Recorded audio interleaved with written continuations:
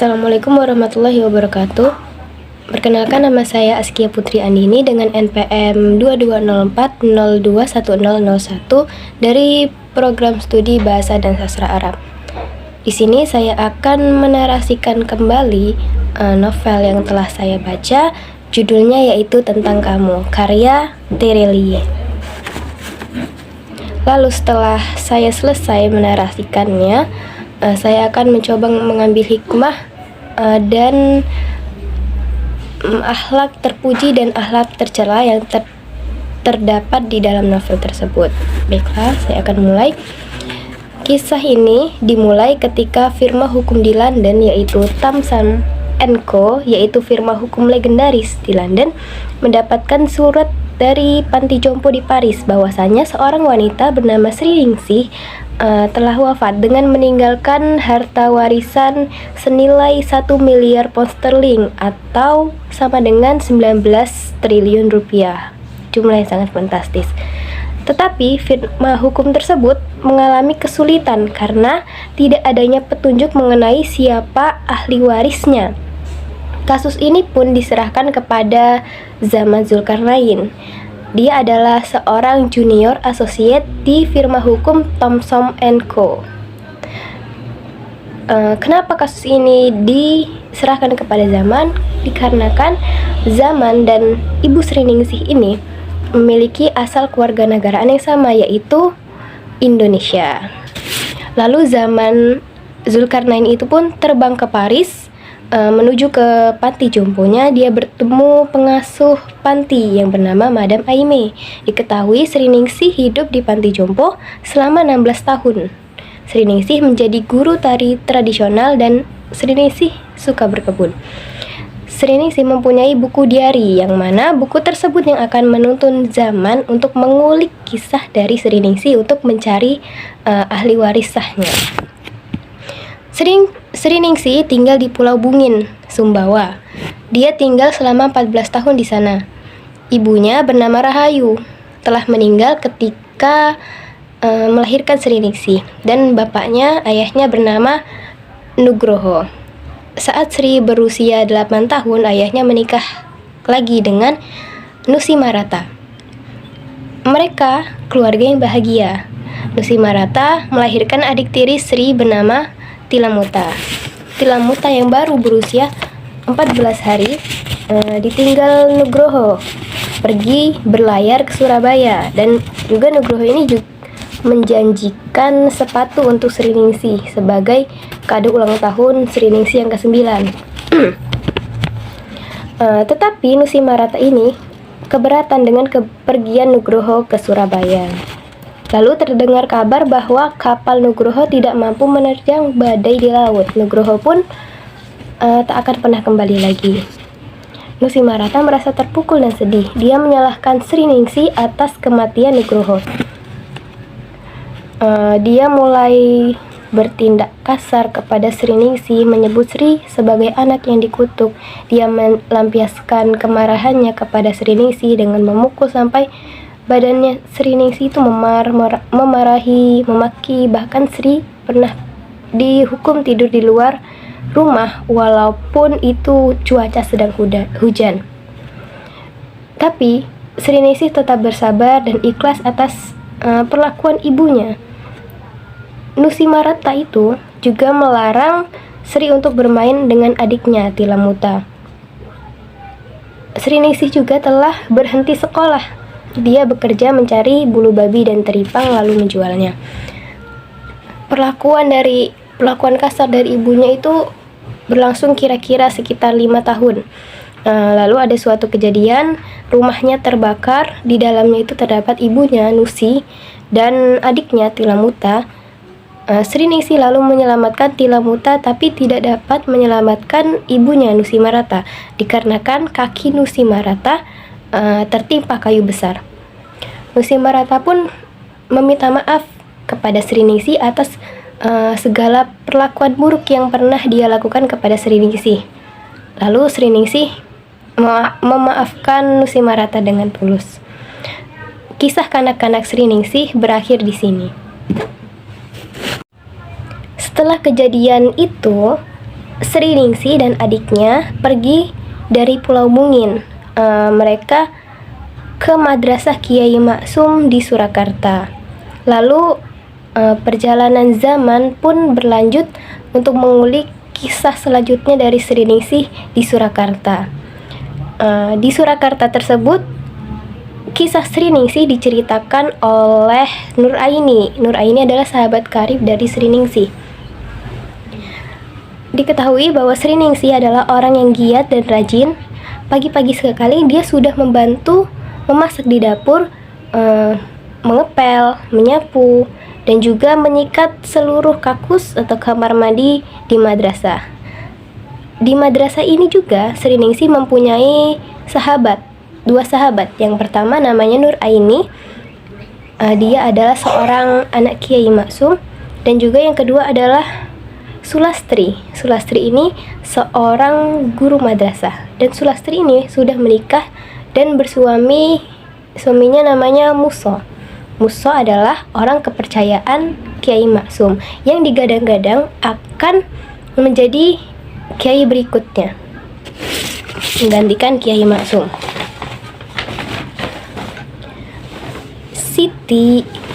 Sri Ningsih, Nur Aini dan juga Sulastri, mereka sahabat yang selalu kompak. Sampai suatu ketika Nur Aini dijodohkan dengan Arifin, yaitu pemuda yang telah usai belajar agama di Madinah. Arifin pun menjadi orang kepercayaan dari Kiai Maksum. Hal itu membuat cemburu di hati Muso.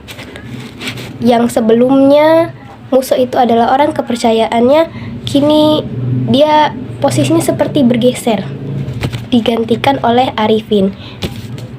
Muso pun cemburu, iri, dengki di hatinya, mengakibatkan dia keluar dari madrasah. Begitupun juga Sulastri mulai membenci Nur Aini. Sulastri pun pergi keluar dari madrasah. Singkat cerita, Muso telah dipenuhi rasa iri dengki di hatinya kepada Kiai Maksum dan juga madrasah, menyerang madrasah bersama antek-anteknya. Peristiwa tersebut terjadi pada September 1965, yaitu bisa dikenal G30 PKI di Madinah Surakarta. Muso dan kelompoknya membantai habis madrasah Kiai Maksum. Kiai Maksum dan Ibu Nyai meninggal dalam peristiwa tersebut. Muso akhirnya ditembak mati dan Sulastri diadili di penjara. Sementara Tilamuta, adik dari Sri Ningsih, ditemukan tubuhnya terpotong-potong di pinggir sawah sampai tidak dapat dikenali bahwa itu Tilamuta. Lalu setelah kejadian tersebut, Sri pamit untuk pergi ke Jakarta menggapai cita-citanya. Kisah Sri di madrasah berakhir sampai di sini. Zaman pun diberi kotak kayu oleh Nur Aini yang isinya adalah surat-surat dan dokumen dari Sri Ningsih. Saat Sri Ningsih di Jakarta, dia mengalami kesulitan dan tak mendapat pekerjaan selama 3 bulan lamanya dia di sana. Dia hanya bekerja sebagai kuli angkut, menjaga kios, hingga akhirnya dia mendapatkan pekerjaan sebagai guru di sekolah rakyat. Sri Ningsih adalah orang yang sangat pekerja keras. Lalu dia beralih kerja dengan berjualan nasi goreng dengan menggunakan gerobak yang dia desain sendiri. Yang mana pada masa itu di Jakarta, orang-orang kalau berjualan tidak memakai gerobak, tetapi dipanggul dagangannya. Karena gerobak tersebut memiliki keunikan tersendiri, akhirnya jualan Sri laku keras.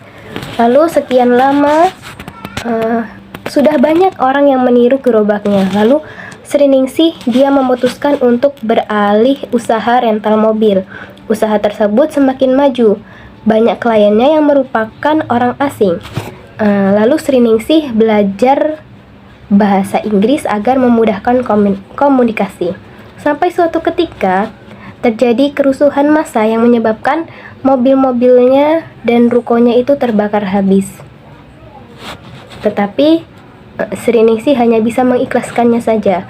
dia memulai dari nol lagi.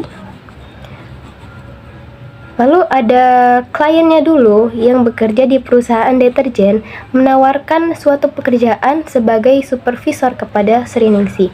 Sriningsih banyak belajar dari sana. Lalu dia memutuskan untuk membuat pabriknya sendiri, yaitu pabrik sabun mandi dengan nama Nur Rahayu. Awalnya dia mengalami kesulitan dalam memasarkan produknya tersebut. Dengan optimisme dan pantang menyerah serta tak putus asanya Sriningsih, produknya akhirnya bisa diterima di masyarakat. Akhirnya pabriknya semakin maju, semakin berjaya. Di tengah kejayaannya itu, Sriningsih seperti didatangi hantu masa lalu dan membuatnya harus menjual pabriknya kepada perusahaan multinasional dengan menukarnya sebanyak 1% saham di perusahaan multinasional tersebut.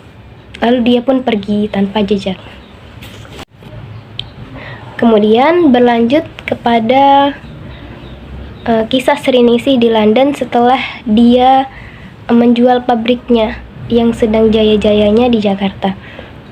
Sriningsih pergi ke London. Sriningsih tinggal di penginapan kecil kota London. Awalnya dia tidak mendapatkan pekerjaan. Dia sudah berkeliling London, berkeliling ke ratusan tempat untuk dia melamar kerja, tapi tidak ada yang menerimanya. Lalu dia menemukan suatu pekerjaan, yaitu bekerja sebagai cleaning service, mencuci bus dan juga mengelap kaca-kaca mobil. Karena dia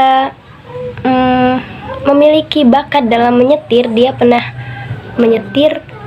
belajar menyetir di saat di madrasah, juga dia punya rental mobil, dia menyetir, dia diangkat menjadi supir bus. Akhirnya Sriningsih pun bekerja sebagai supir bus rute 16 di London kala itu. Di London juga dia menemukan cintanya, yaitu Hakan Karim, pria asal Turki. Dia memiliki 2 orang anak bersama Hakan Karim, namun semuanya meninggal dunia karena perbedaan resus antara Hakan dan Sriningsih.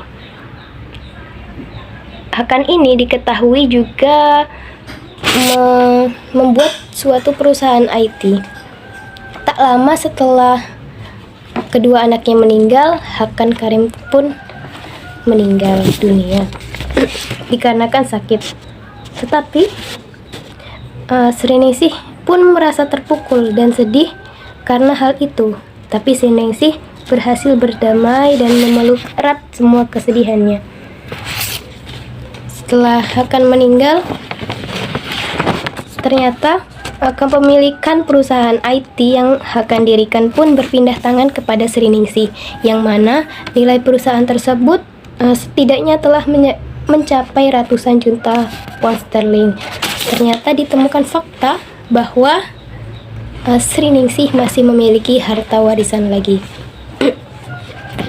Hingga penghujung tahun 1999, Sri diam-diam meninggalkan perkampungan India di London, tempat dia tinggal.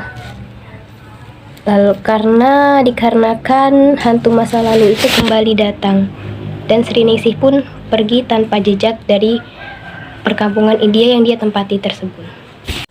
Kembali ke masa kini, di tempat lain, sebuah firma hukum yang bernama ANZ Law mengatakan bahwa mereka memiliki pewaris yang sah dari Sriningsih, yaitu Tilamuta, adik Sriningsih. Tilamuta itu diketahui dari cerita ANZ Law mempunyai mertua bernama Ningrum, dan dia menikah dengan anaknya Ningrum, yaitu Murni. Ini menjadi masalah pelik bagi Zaman, sebab ia belum menemukan surat wasiat dari Sriningsih. Lalu Zaman pun pergi ke Paris, ke panti jompo tempat Sri terakhir tinggal. Dia akan menilik kisah Sri lebih detail di sana. Setelah Sri Ningsih pergi dari London, selanjutnya Sri Ningsih pergi ke Paris dan tinggal di panti jompo.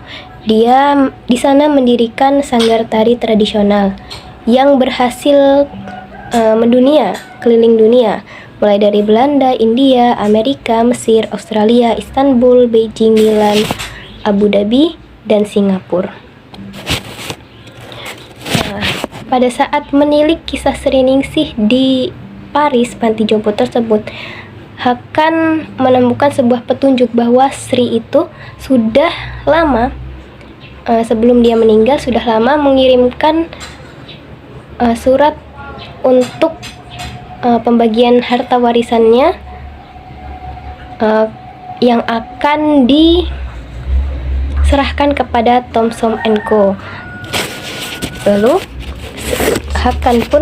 Lalu Zaman pun menelpon Nur Aini, sahabat Sri yang di Surakarta, menanyakan apakah ada surat dari Paris yang datang kepadanya 1 tahun silam.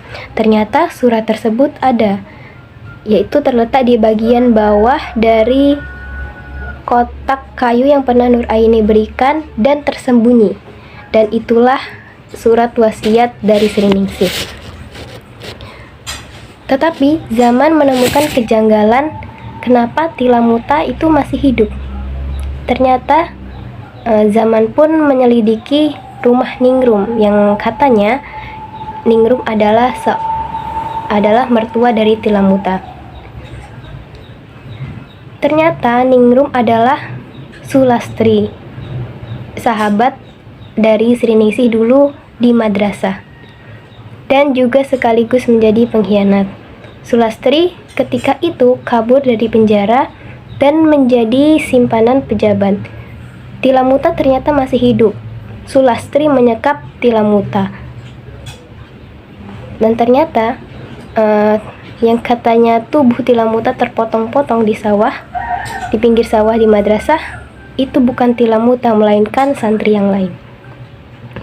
Dan diketahui bahwa Sulastri ini merupakan hantu masa lalu dari Sri Ningsih, karena Sri Ningsih merasa bersalah kepada Sulastri, padahal yang menjadi pengkhianat kan Sulastri.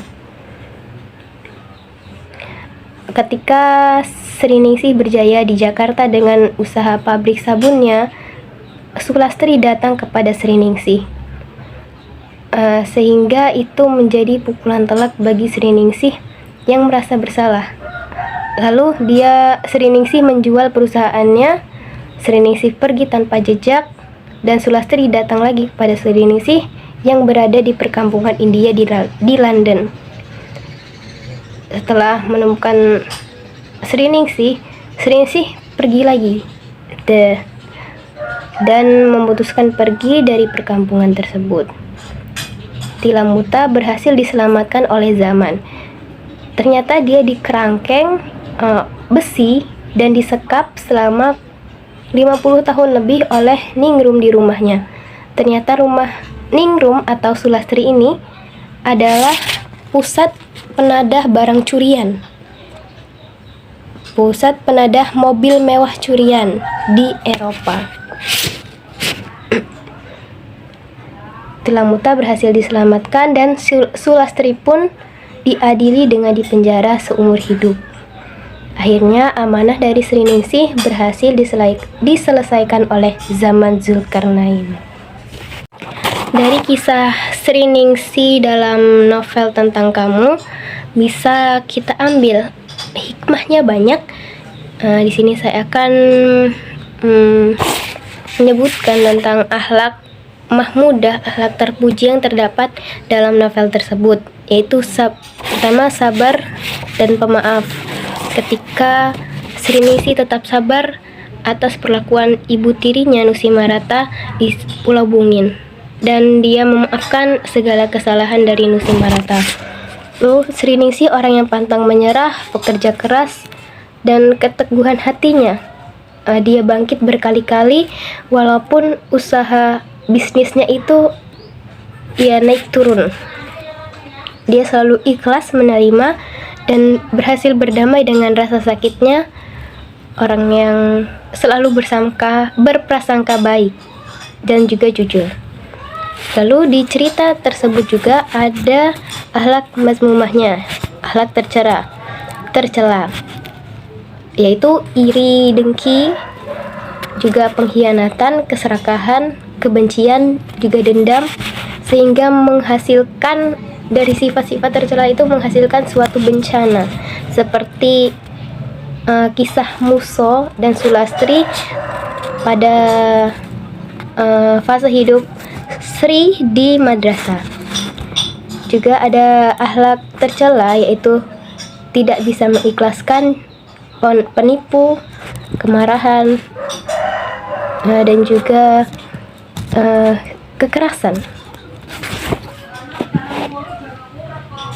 Cukup sekian yang dapat saya sampaikan. Semoga dari yang saya sampaikan tersebut ada hikmahnya.